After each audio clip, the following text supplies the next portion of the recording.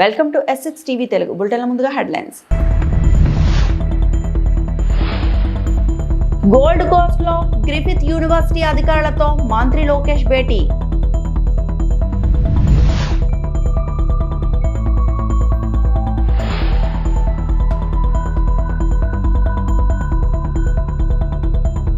విశాఖలో data centre, ఏపీలో double engine growth. PVN Madhav.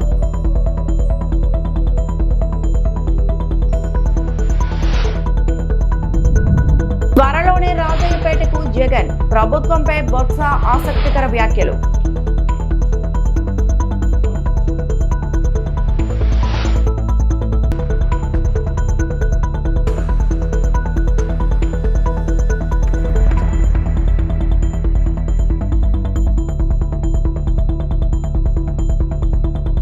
Gold Coast campus లో Griffith University vice president Manny Watson తో ఏపీ విద్య అండ్ ఐటీ శాఖల మంత్రి నారా లోకేష్ భేటీ అయ్యారు.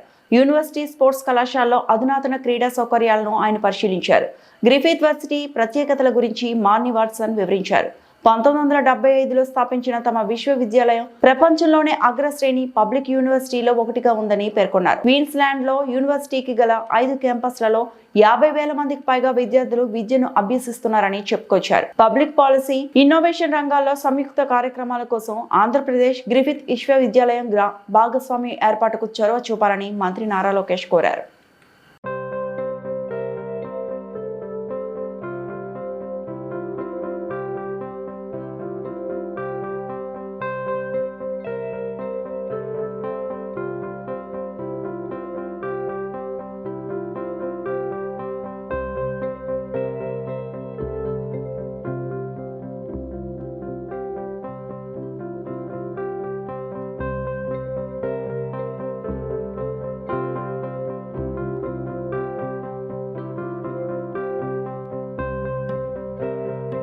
ఆంధ్రప్రదేశ్ సమగ్రాభివృద్ధికి కేంద్రం సంపూర్ణ సహకారం అందిస్తుందని భాజపా రాష్ట్ర అధ్యక్షుడు పివిఎన్ మాధవ్, ఎంపీ దగ్గుబాటి పురంధేశ్వరి తెలిపారు. గూగుల్ డేటా సెంటర్ విశాఖకు రావడం రాష్ట్రంలో డబుల్ ఇంజిన్ అభివృద్ధికి చిహ్నమని పివిఎన్ మాధవ్ పేర్కొన్నారు. ప్రధాని మోదీ, సీఎం చంద్రబాబు అసాధ్యమైన అంశాన్ని సాధించి ప్రపంచవ్యాప్తంగా ఏపీ గురించి చర్చించుకునేలా చేశాడన్నారు. అంటే ఇవాళ ఏఏకి ఓపెక్స్ కాస్ట్ 65% ఓపెక్స్ కాస్ట్ కాబోతుంది. దాంట్లో energy is the main utility. కనుక ఈ ఎనర్జీ సోర్స్ ఏదైతే ఉందో రెన్యూబుల్ ఎనర్జీ ఉండాలి అని చెప్పి ఆ విధంగా సోలార్ ఎనర్జీ, విండ్ ఎనర్జీ, అలాగే హైడల్ ఎనర్జీ పెద్ద ఎత్తున వాడే విధంగా మొన్ననే ఒక ప్రకటన జరిగింది. 21,800 కోట్ల రూపాయలతో గ్రీన్ ఎనర్జీ క్యారిడార్ ఇవాళ నిర్మాణం అవుతుంది. ఆ గ్రీన్ ఎనర్జీ క్యారిడార్ నెంబర్ 3 దీని కారణంగా పెద్ద ఎత్తున గ్రీన్ ఎనర్జీ ద్వారా ఈ యొక్క ఏ హబ్ తయారవటం, ఆ విధంగా ఒక డేటా సెంటర్ అవ్వటం ఏదైతుందో మనందరం కూడా పెద్ద ఎత్తున ఇవాళ మనం స్వాగతిస్తున్నాం. నరేంద్ర మోడీ గారి విజన్, మనం కేవలం యూజర్స్ ఆఫ్ ఏఏ కాదు, we should be creators of AI. మనం కేవలం ఏఏ వినియోగించడం కాకుండా మనం ఏఏని తయారు చేయాలి చెప్పి, సృష్టించాలని చెప్పి నరేంద్ర మోడీ గారి కోరిక. ఆ విధంగా ఇవాళ ఆర్టిఫిషియల్ ఇంటెలిజెన్స్లో భారతదేశం అగ్రగామి అవ్వటం, అలాగే మనకుండే ఏదైతే స్టెమ్ అంటారో, ఏదైతే students in technology, engineering and manufacturing ఈ రంగాల్లో ఉండే స్టూడెంట్స్ యొక్క పవర్ ఏదైతే ఉందో ఇవాళ ప్రపంచంలో హైయెస్ట్ చైనాకు ఉంది, తర్వాత భారతదేశంకు ఉంది, తర్వాత అమెరికాకు ఉంది. ఇవాళ మన దగ్గర నుంచి అనేక మంది అమెరికా వెళ్తున్నారు. ఇవాళ ట్రంప్ యొక్క అనేక రకాల కారణాలుగా, వీసా సంబంధించిన రెస్ట్రిక్షన్స్ కారణంగా మన వాళ్ళందరూ ఇక్కడే ఉండబోతున్నారు. సుమారు 5 లక్షల ఉద్యోగాలు ఆంధ్రప్రదేశ్లో 5 సంవత్సరాలు సృష్టించబడ్డానికి ఇది తప్పకుండా కారణభూతం కాబోతుంది. ఒక క్యాస్కేడింగ్ ఎఫెక్ట్, అన్ని రకాల ఇండస్ట్రీస్ కూడా ఇక్కడ రావడానికి, అనేక రకాల టెక్నాలజీ రిలేటెడ్ కంపెనీస్ రావటం, అలాగే సబ్సీ కేబుల్ యొక్క గేట్వే కూడా విశాఖపట్నం రావటం కారణంగా ఇది మరింత ముందుకెళ్ళబోతుంది. ఆ విధంగానే నార్త్ కోస్టల్ ఆంధ్ర, విశాఖపట్నం ఆ విధంగా ముందుకు వెళ్ళడానికి ముఖ్యంగా ఎన్డీఏ కూటమి చేస్తున్న కార్యక్రమం తప్పనిసరిగా మనందరం కూడా స్వాగతించాలి. అలాగే రాయలసీమ ఒక డాట్ ప్రోన్ ఏరియా నుంచి ఒక డెవలప్మెంట్ ఏరియా, కరువు ప్రాంతం నుంచి అభివృద్ధి దిశగా power house of south India చేసే విధంగా ఇవాళ నరేంద్ర మోడీ గారి నేతృత్వంలో, అలాగే రాష్ట్ర ప్రభుత్వం ఆధ్వర్యంలో పెద్ద ఎత్తున పెట్టుబడులు రావటం, ముఖ్యంగా రాష్ట్రంలో మొత్తం 11 అనకాపల్లి జిల్లాలో రాజాయిపేట మత్స్యకారుల సమస్యలను వైసీపీ నేతలు విన్నారు. బల్క్ డ్రగ్ పార్కును రద్దు చేయించాలని బొత్స సత్యనారాయణ ముందు మత్స్యకార మహిళలు కంటతడి పెడుతున్నారు. ఇప్పటికే ఉన్న పరిశ్రమల వల్ల ప్రశాంతత కోల్పోయామని ఆవేదన వ్యక్తం చేశారు. ఈ అంశంపై ప్రభుత్వంతో మాట్లాడి తమకు న్యాయం చేయాలని మత్స్యకారులు కోరారు. ఇక శాసన మండలిలో వివక్ష నేత ఎమ్మెల్సీ బొత్స సత్యనారాయణ మాట్లాడుతూ త్వరలోనే రాజయ్యపేటకు మాజీ ముఖ్యమంత్రి వైఎస్ జగన్ వస్తారని తెలిపారు. మత్స్యకారులకు సంఘీభావంగా మేము నిలబడతాం, యావత్ పార్టీ మీ వెంట ఉంటుందని భరోసా ఇచ్చారు. బల్క్ డ్రగ్ పార్కును వ్యతిరేకిస్తున్న ప్రజలు సంఘ విద్రోహ శక్తుల ఎందుకీ నిర్బంధం అని ఆయన ప్రశ్నించారు. మత్స్యకారుల పోరాటానికి వైసీపీ అండగా నిలబడుతోంది. అధికారంలోకి వచ్చిన వెంటనే బల్క్ డ్రగ్ పార్కు రద్దు చేస్తామన్నారు.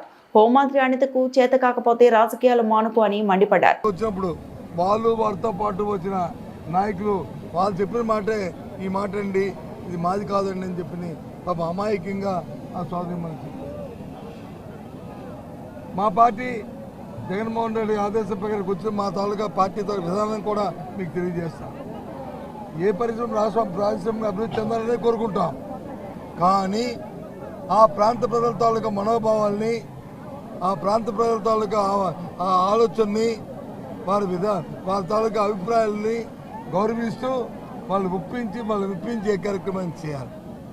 అంతేగాని అధికారం ఉంది కదా అని చెప్పని పోలీసు జులుంతోనో అధికార బలంతోనో ఆ మదంతోనో ఆ కార్యక్రమం చేస్తారంటే అది మాత్రం ప్రజాస్వామ్యంలో తగదు.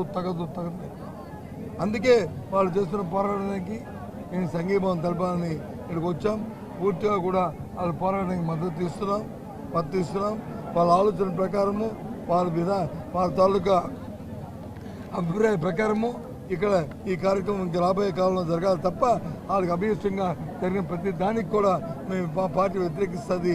మేము పూర్తిగా వైఎస్ఆర్సీపీ మద్దతుగా ఉంటుంది. పార్టీ మాటగా మా నాయకుడు జగన్మోహన్ రెడ్డి మాటగా మరి మీ ద్వారా ఈ ప్రాంత ప్రజలకి, ఈ రాష్ట్ర ప్రజలకి తెలియజేస్తాం. వాళ్ళు అడిగారు, వాళ్ళు కోరారు. తప్పకుండా ఈ విషయాన్ని ఆయన చెప్పి అవసరం అనుకుంటే తప్పకుండా ఆయన కూడా వస్తారు. సార్, విశాఖలో రిషికొండ ప్రకృతి విధ్వంసం అన్నారు. వెనక చూస్తే మొత్తం కొండలన్నీ కూడా తప్పేసి విధ్వంసం చేస్తున్నారు. మరి దీన్ని ఏమన్నారు సార్? మరి అందుకే ఇక్కడ విషయంలో మేము ప్రభుత్వంకి నిలకడ లేదు. ప్రభుత్వంకి వచ్చి ఎన్నికలప్పుడు ఒక మాట, ఎన్నికల తర్వాత ఒక మాట. దాన్ని బట్టి అర్థమవుతుంది ఏంటంటే ప్రజల తాలూకా సంక్షేమం కానీ, శ్రేయస్సు కానీ, ప్రజల తాలూకా ప్రాణాలు కానీ వాళ్ళకి లెక్కలేదు, పర్యావరణం లెక్కలేదు. వాళ్ళ ఆలోచన అంతా ఒకటే, దోచుకోవడం దాచుకోవడం. ఈ రెండు కార్యక్రమాలు తప్ప ఇంకో కార్యక్రమం ఈ కార్యక్రమం ఇవాళ అధికారంలో తెలుగుదేశం పార్టీకి చంద్రబాబు నాయుడికి కానీ, ఆ కూటమిలో ఉన్న పెద్దలకు కానీ, వాళ్ళతో ఉన్న తాబేదారులకు కానీ, కింద స్థాయి నాయకులు కానీ అందరిది ఒకటే సింగిల్ పాయింట్ ఎజెండా. ఆ నేపథ్యంలో ఇవన్నీ జరుగుతున్నాయి. రోడ్లు కానీ, పర్యావరణానికి కానీ, డ్రైనేజీలకు కానీ ఇంతవరకు దేనికి పర్మిషన్ లేదు. కానీ నిర్మాణాలు చాలా వేగంగా జరుగుతున్నాయి. అదే ప్రజాభిప్రాయానికి విలువ లేదనా? ఏం చేస్తారు? ప్రజాభిప్రాయం విలువ లేదు. దురదృష్టం ఇదే. అధికారం ఉన్నప్పుడు ఓ మాట, అధికారం ఉన్నప్పుడు ఓ మాట. నేను చెప్తున్నాను కదా, అదే అడిగితే వీళ్ళ మీద వచ్చి అడిగిన వాళ్ళ మీద వచ్చి ఎదురుదాడి చేయడం అంతే తప్ప ప్రజాస్వామ్యాన్ని గౌరవించాలి, కార్యక్రమం చేయాలన్న ఆలోచన ఇవాళ ఈ ప్రభుత్వానికి లేదు. చిన్న గ్రామానికి 3000 మంది పోలీసులు అవసరం అన్నారు. చిన్న గ్రామం. మీరు మన వాళ్ళని అడిగండి, అవసరమా లేదండి. మీ అందరూ టెర్రరిస్టులు అండి.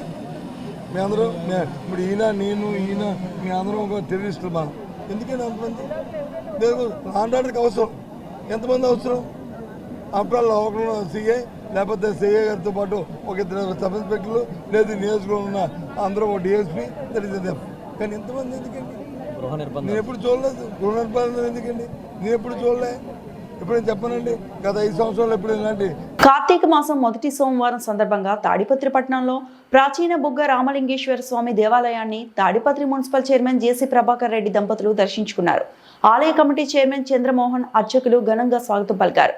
ఈ సందర్భంగా జేసీ దంపతులు బుగ్గ రామలింగేశ్వర స్వామికి ప్రత్యేక పూజలు చేశారు. ఆలయ ప్రధాన అర్చకులు జేసీని శాలువాతో సత్కరించారు. ఈ సందర్భంగా జేసీ ప్రభాకర్ రెడ్డి తాడిపత్రి ప్రజలంతా సంతోషంగా, ఆనందంగా ఉండాలని బుగ్గ రామలింగేశ్వర స్వామిని ప్రార్థించారు.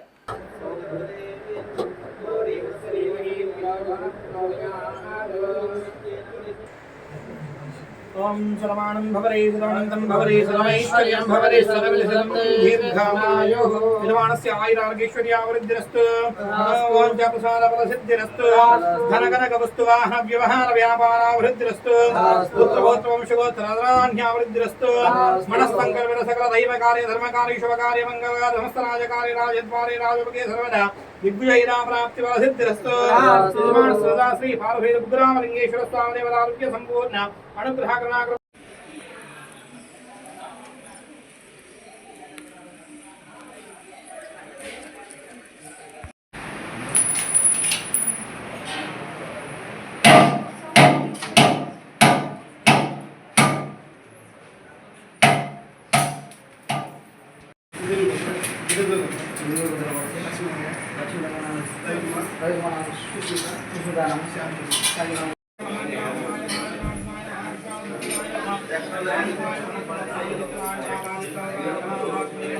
సరవాస గోవింద లక్ష్మీ రమణ గోవింద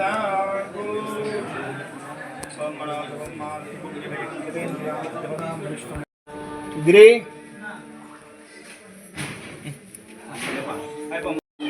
ఓం యో వైతాం బ్రహ్మణా వేదామృతేన వృతాం పరి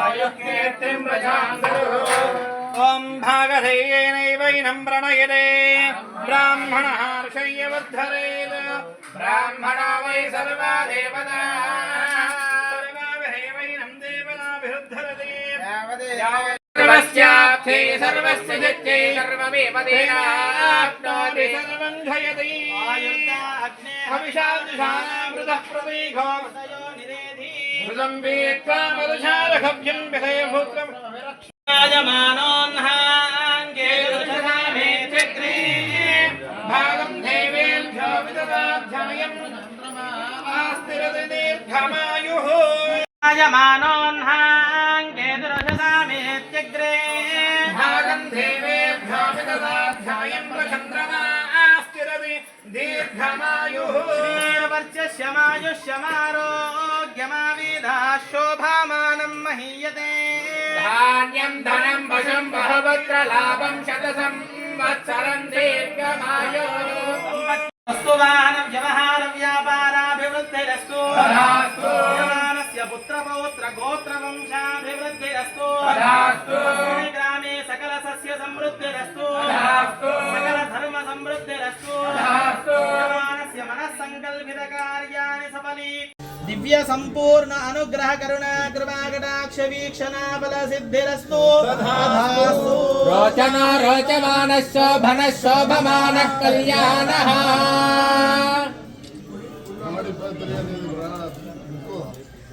యజమానస్య తాడిపత్రేణ పట్టణాభివృద్ధిరస్తు ముందు అది మాట్లాడండి అది ఉన్నాక మేమంతా అభివృద్ధి అంతా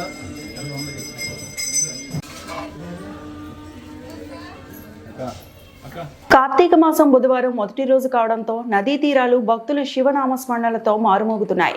పశ్చిమ గోదావరి జిల్లా నరసాపురం వశిష్ఠ గోదావరిలో భక్తులు పుణ్య స్నానాలు ఆచరించేందుకు తెల్లవారుజాము నుండే పోటెత్తారు.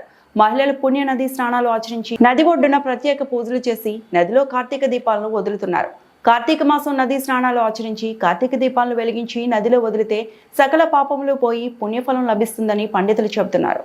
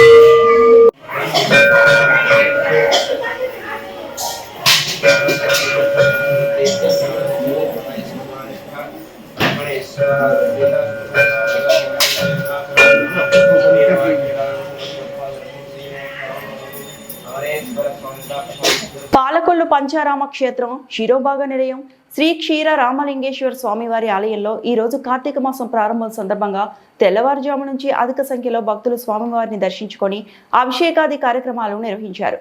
గుడి ఆవరణలో దీపాలను వెలిగించి ఓం నమ శివాయ అనే శివనామస్మరణతో ఆలయం మారుమ్రోగింది. అధిక సంఖ్యలో వచ్చే భక్తులకు ఆలయ అధికారులు, ధర్మకర్తల మండలి సభ్యులు అన్ని ఏర్పాట్లు చేశారు.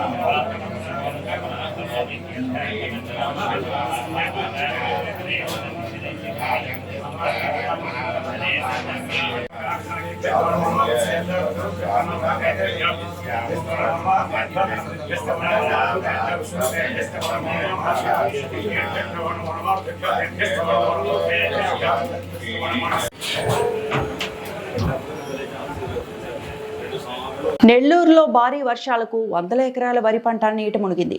ఆత్మకూరు నియోజకవర్గంలో 3 రోజుల నుంచి వెలుతురు లేకుండా భారీ వర్షాలు కురుస్తున్నాయి. అనంతసాగరం, చేజర్ల మండలాల్లో దాదాపు 1500 ఎకరాల వరి పంట నీట మునిగింది. కనీస పెట్టుబడి కూడా రాలేదు. ప్రభుత్వం మమ్మల్ని కాపాడాలని అన్నదాతలు వేడుకుంటున్నారు.